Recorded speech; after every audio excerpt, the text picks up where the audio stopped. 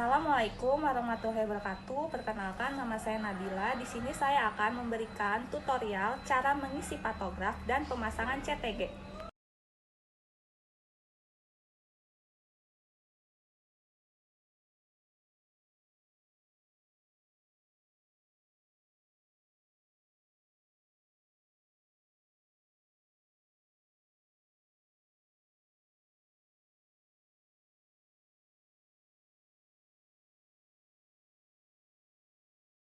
Di sini ada nomor register, nomor puskesmas jika diketahui, tetapi di kasus tidak ada dicantumkan.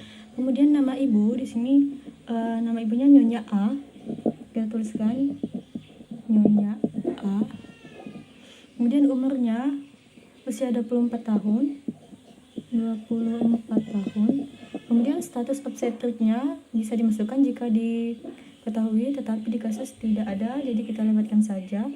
Kemudian tanggal, yaitu tanggal saat ibunya dibawa ke rumah sakit.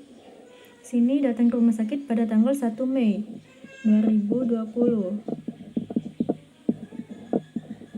Jam, yaitu waktu datang ke rumah sakit pukul 10 pagi, 10.00. Alamatnya alamat rumah sakit jika diketahui, tetapi di kasus tidak ada, jadi kita lewatkan. Kemudian ketuban pecah sejak jam. Di sini ibunya datang dengan keluhan sudah merasakan adanya kontraksi sejak pukul 1 pagi.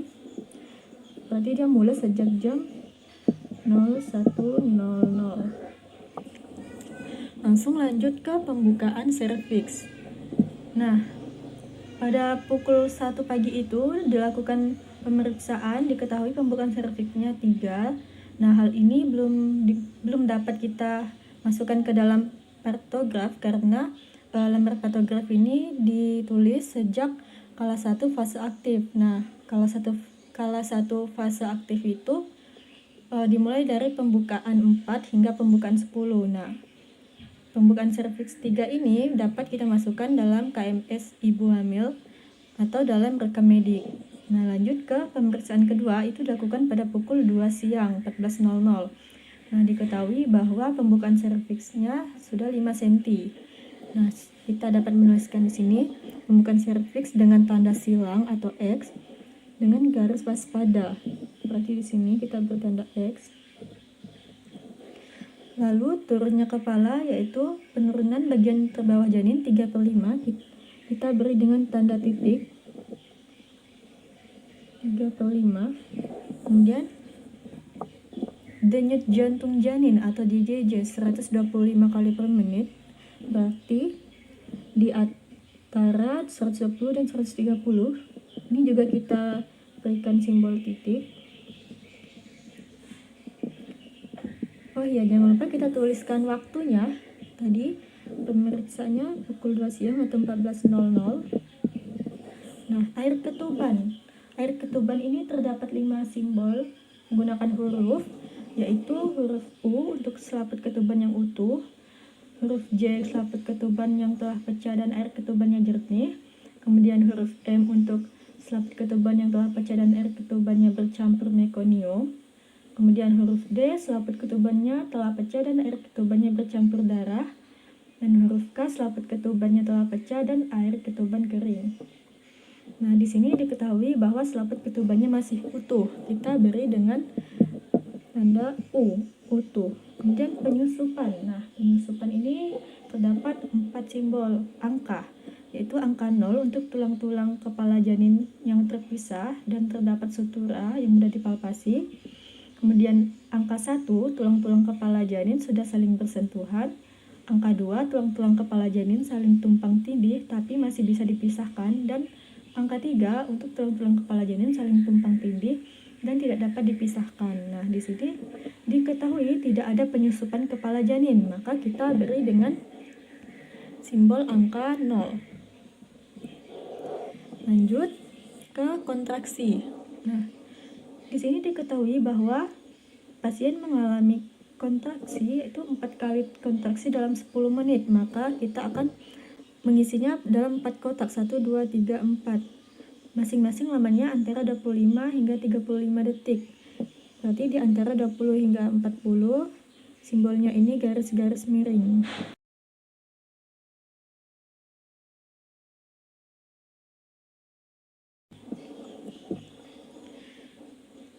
Lanjut, yaitu ke tekanan darah. Nah, tekanan darah ini kita beri tanda panah ke atas dan tanda panah ke bawah seperti ini. Di sini diketahui bahwa tekanan darahnya yaitu 110/70 mmHg. 110 kita beri tanda panah ke atas, kemudian 70 tanda panah ke bawah. Kita hubungkan dengan garis seperti ini. Kemudian nadinya kita beri dengan tanda titik. Di sini diketahui nadinya 90, maka kita beri tanda titik di sini 90. Kemudian suhunya yaitu 36,5 derajat Celcius. Kita tuliskan di sini 36,5. Lalu urinnya yaitu 100 ml. Kita tuliskan volumenya 100. Lanjut, data selanjutnya pada pukul 14.30, yaitu berarti masih dalam kotak ini, karena satu kotak kecil yaitu 30 menit dan satu kotak besar itu 1 jam.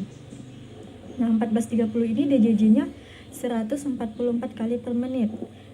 Berarti kita berikan tanda titik di sini.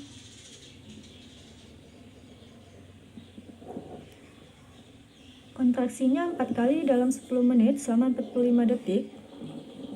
Itu artinya 4 kotak, arsirnya 45 detik. Lebih 40 berarti arsir hitam.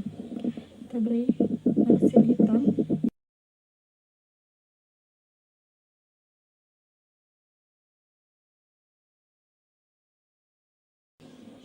Kemudian nadinya 80 kali per menit.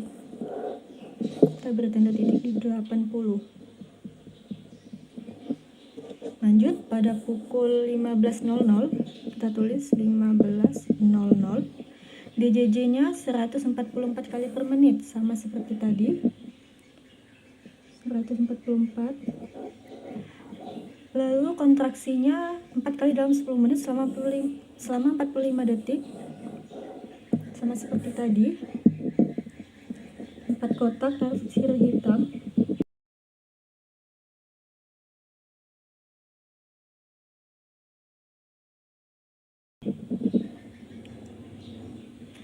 Lalu nadinya 88 kali per menit. Nah, kita beri tanda titik 88.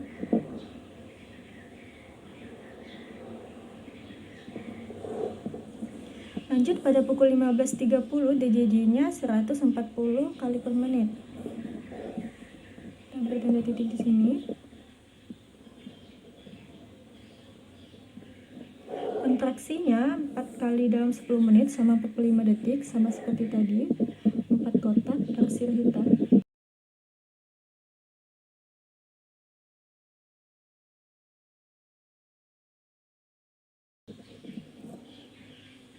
Lalu nadinya 90 kali per menit. Kita beri tanda titik 90. Lanjut, pukul 16.00. Tuliskan 16.00. DJJ-nya 134 kali per menit. 134 berarti di sini.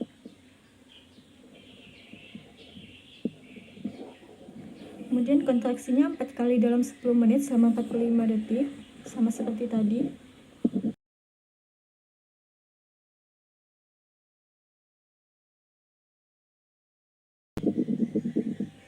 Lalu nadinya 97 kali per menit. 97 mendekati 100. Suhu 36,8 derajat Celcius, kita tuliskan 36,8. Dan urin 150. Kita tuliskan 150 ml. Lanjut, pukul 16.30. DJJ-nya 128 kali per menit. 128 mendekati 130. Kontraksinya 4 kali dalam 10 menit selama 45 detik. Sama.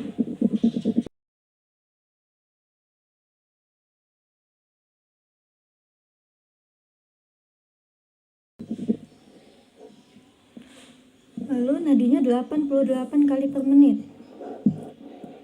Kita beri 88 mendekati angka 90.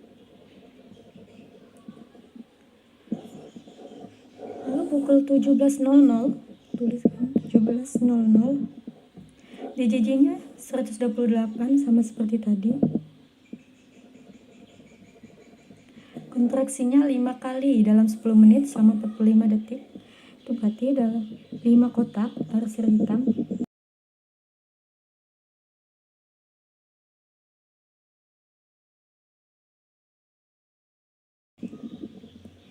Lalu nadinya 88 kali per menit.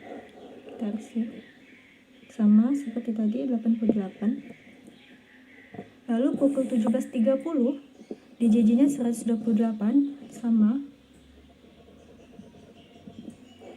Kontraksinya 5 kali dalam 10 menit sama 45 detik sama seperti tadi.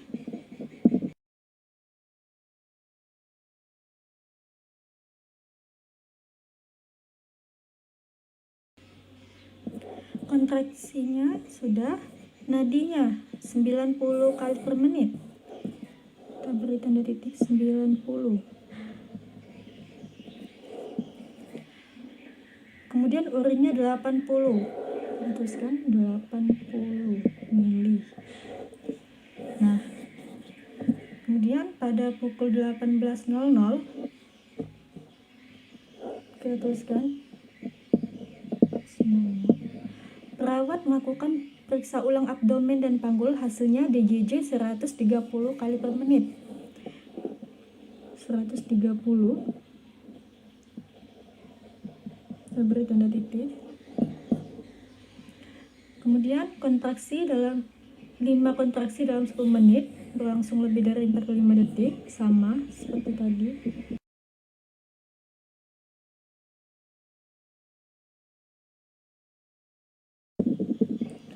Lalu diketahui bahwa penurunan kepala janinnya 1/5. Kita beri tanda titik 1/5 sini. Pembukaan serviksnya 10 cm. Kita beri tanda silang.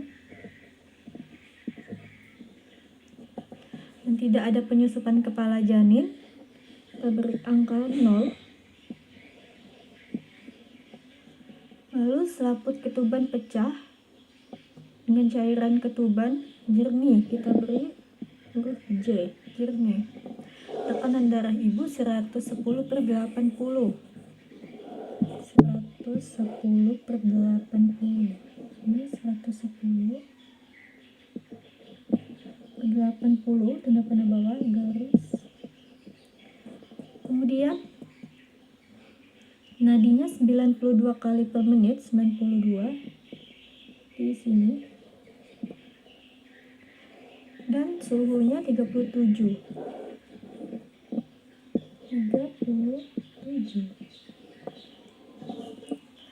Lalu pada pukul 18.30 lahir bayi laki-laki. Nah, di sini sudah lahir bayinya 18.30. Kita tuliskan saja di sini pukul 18.30 lahir bayi laki-laki, jenis kelamin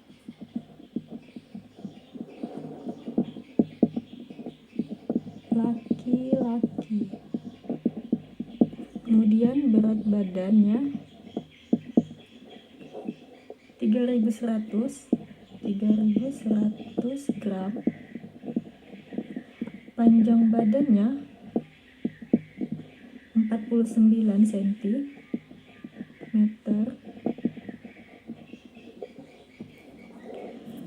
Nah, jangan lupa kita hubungkan setiap titik ini dengan garis dan juga di bawahnya.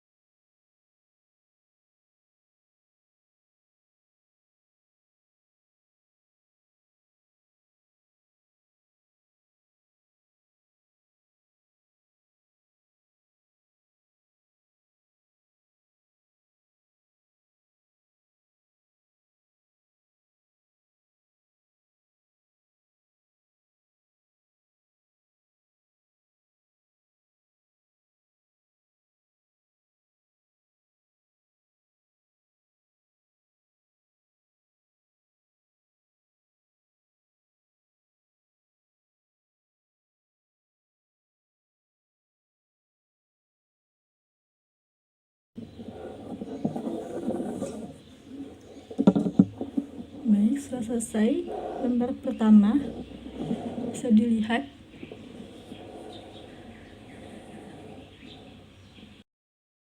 Kepingan piring yang pertama yaitu untuk menentukan letak jantung janin, dan yang kedua untuk ditaruh di atas PX atau di dalam PX ibu hamil. Dan untuk membentuk janin kita harus menggunakan Doppler. Selanjutnya ini adalah alat untuk mengukur atau memonitor pergerakan pada janin. Sebelum melakukannya, kita inform konsen terlebih dahulu kepada pasien. Kemudian kita palpasi untuk melakukan atau untuk menentukan di mana letak punggung janin. Piring yang pertama dipasang di PX pasien. Setelah dipasang, kemudian kita rekatkan dengan tali perekat. Ingat, posisi ibu dalam keadaan nyaman.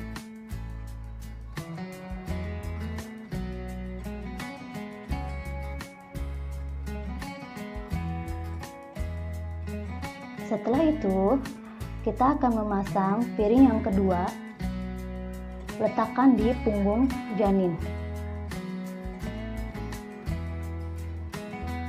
Kita taruh jeli terlebih dahulu.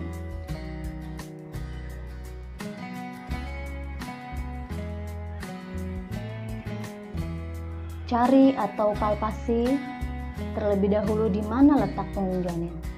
Setelah mendapatkannya, kita letakkan. Setelah diletakkan, kita lakukan pengencangan dengan tali pada alat CTG tersebut. Ingat, keadaan pasien dalam posisi nyaman. Dan ini sudah ada hasilnya. 134 adalah detak jantung janin, kemudian dalam proses nge-sprint, dan kontraksinya nilainya adalah 10 kali.